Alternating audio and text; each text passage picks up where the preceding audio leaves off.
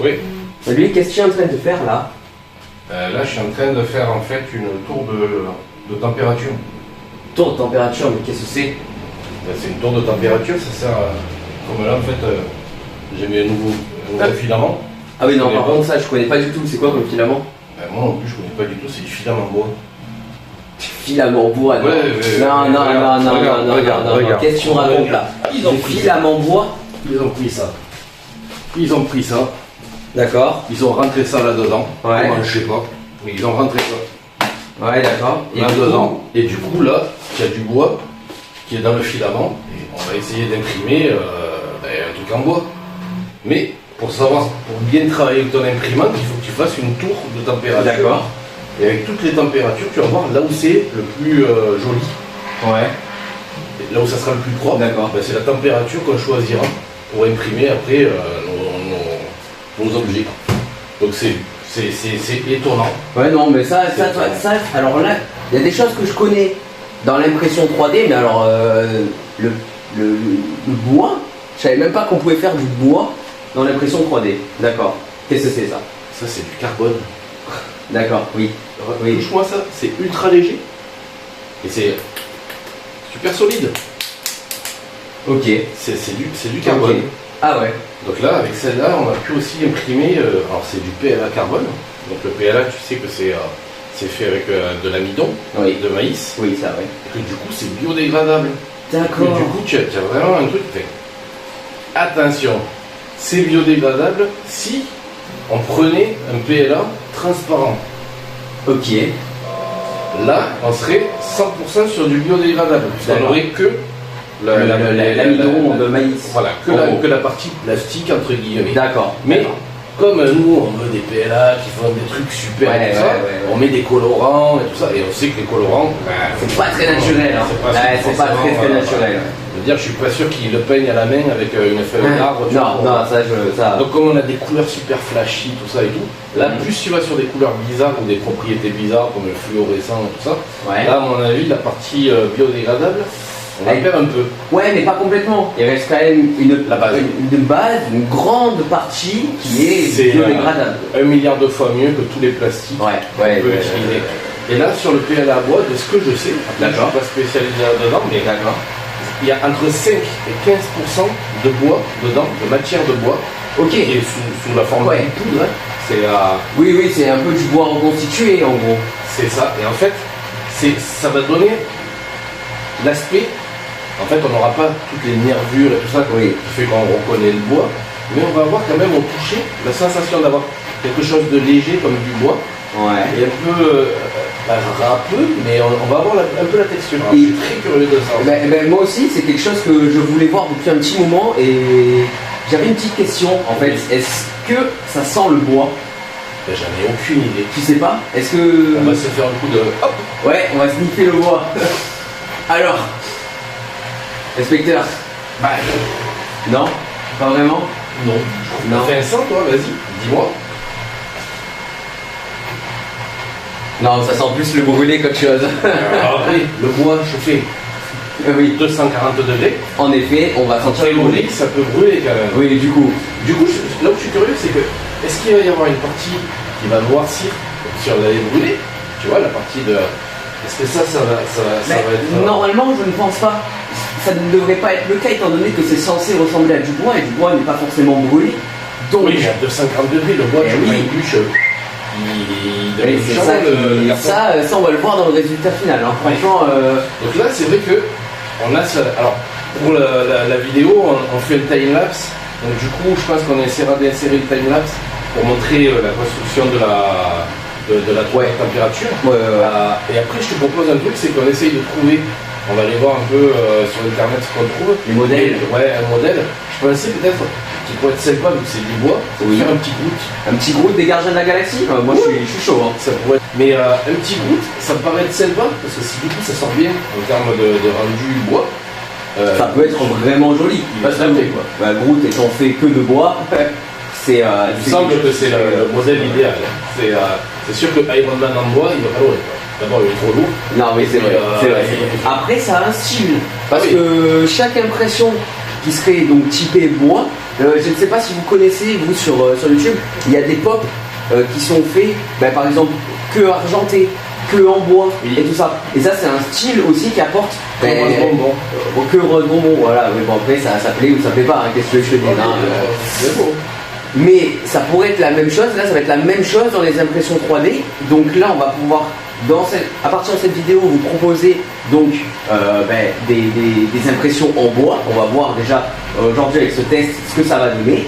Et au fur et à mesure, peut-être vous refaire des vidéos à thème avec alors, du bois. Justement, dans les thèmes que je peux te proposer, qu'on fera dans nos futures vidéos, il y a sur les Lego, j'ai commencé à imprimer des éléments pour la customiser et l'améliorer. D'accord. Donc je te propose qu'on fasse peut-être une vidéo sans et avec les éléments pour voir tout ce qu'on a pu mettre en place pour la customiser. Pourquoi pas l'améliorer entre guillemets. Parce que sur les Lego, quand tu vas sur internet, il y a énormément de fichiers pour l'améliorer. D'accord. Que ce soit sur la partie ventilation, sur la partie esthétique, sur la partie pratique, pour poser des outils. Bon, ils ont commencé déjà, c'est la machine, je pense, qui est la plus customisée. Donc elle a, alors qu'on l'a depuis 3 semaines, voilà, elle est sortie il y a 3 semaines. Elle est sortie réellement il y a 3 semaines, enfin à peu près quoi. Réellement, les gens ont commencé à la recevoir en juillet. D'accord. Début juillet, donc ça fait un mois et demi. Un mois et demi. Voilà. Mais il y a eu des versions qui sont sorties depuis plus longtemps que ça. Et qui ont été, de tests qui ont été ça compte pas vraiment. Donnés aux youtubeurs et tout ça, pour qui puissent faire un peu des reviews et qui puissent un peu montrer la machine. La vraie machine que les consommateurs peuvent recevoir, c'est celle-ci. C'est la version qui est là. Après, il y aura d'autres versions. Bien sûr, un jour il y en aura d'autres. Mais pour l'instant, c'est ça. D'accord. Alors ça, ce qu'il y a de bien, c'est que du coup, il y a beaucoup de gens qui travaillent dessus pour l'améliorer. Ah oui. Ça, je trouve que c'est sympa. Un autre truc que je te propose. Ouais. Alors ça, j'en ai regardé des vidéos sur YouTube, mais pour l'instant, je l'ai jamais vu. Donc tu sais que il y a longtemps de ça, il y a une quinzaine d'années, je faisais déjà de l'impression 3D. J'avais une imprimante d'Agoma, qui était une marque française à l'époque, qui faisait des petites imprimantes qui étaient sympas. Et donc j'avais fait un peu des impressions et tout ça, et puis au bout d'un moment, elle a pu fonctionner, et puis voilà, j'ai arrêté l'impression 3D à ce moment-là. Mais l'autre jour, en fouillant dans nos archives, en prenant mon chapeau, mon fouet d'Indiana Jones, c'est important dans nos archives, je suis tombé sur un rouleau de PLA qui avait 15 ans. 15 ans? Ouais. Je me suis dit, je te le montre. Ouais. Ah mais du coup tu l'as déjà installé? Non, il n'est pas installé. Ah, okay. Il est là. Je suis même plus sûr que la marque elle existe encore. C'est quoi la marque? C'est Smart. Je crois pas que ça existe. Non, tu vois le carton, il est tout abîmé. Donc ce que je te propose, ça serait qu'on fasse une vidéo où, parce que j'imagine qu'il a dû prendre beaucoup l'humidité. Ouais. Du coup, il doit être mais attends, mais une vidéo préparation du filament, séchage et tout ça, et après l'insérer pour faire. En fait, ce que je vais faire, c'est ça. Changer la bobine.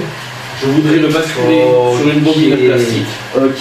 On a gardé, le transférer là-dessus. Ouais.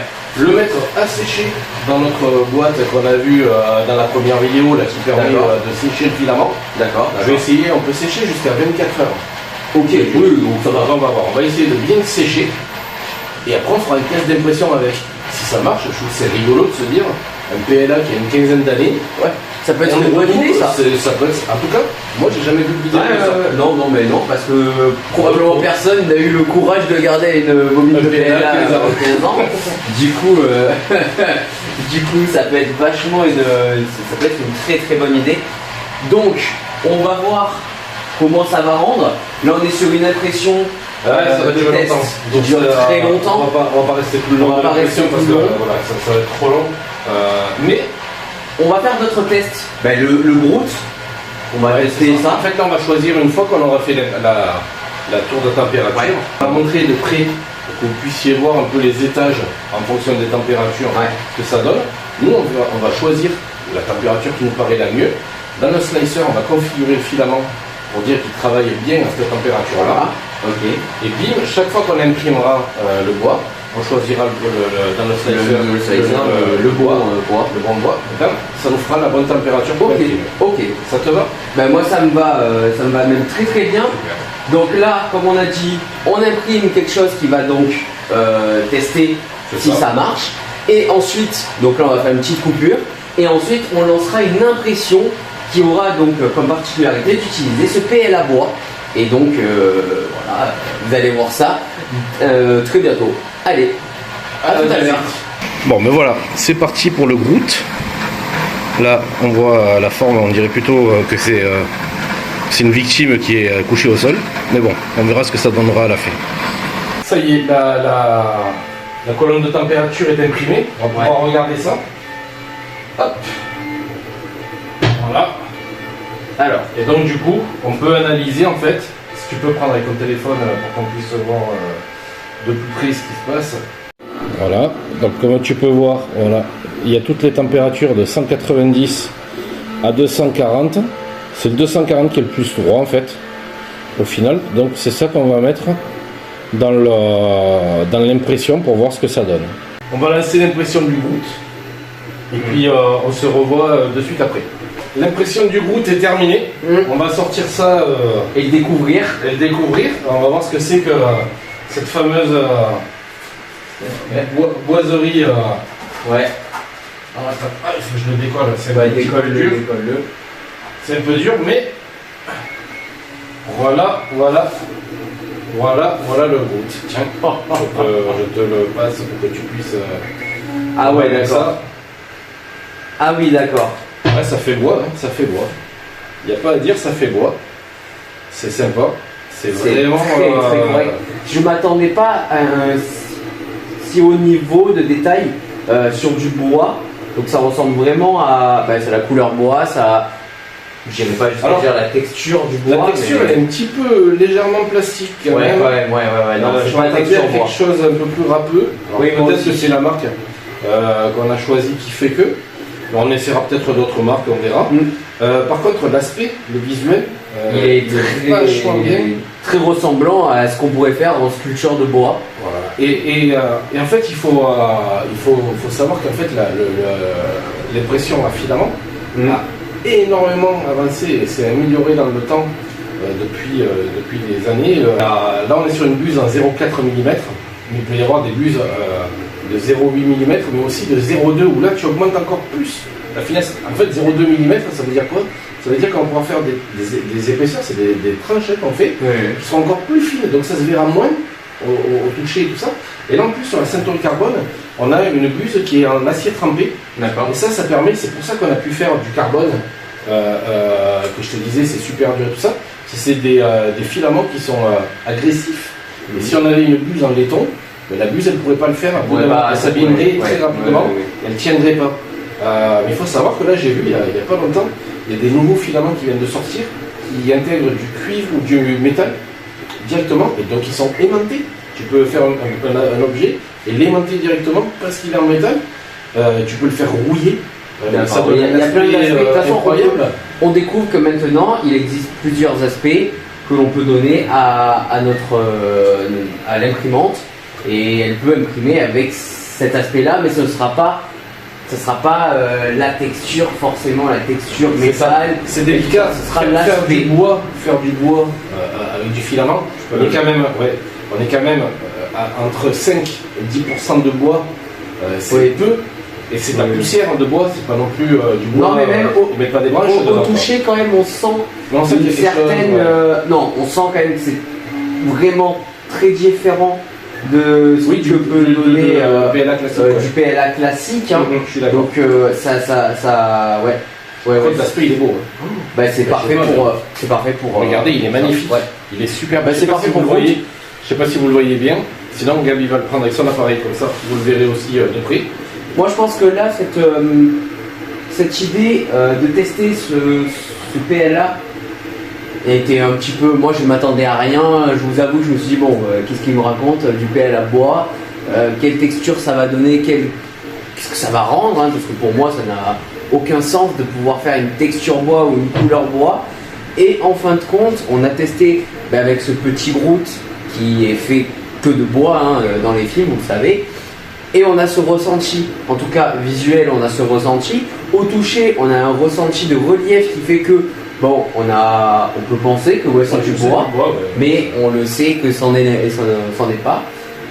Donc pour moi, c'est une réussite. Ouais, on est sur quelque chose de très correct.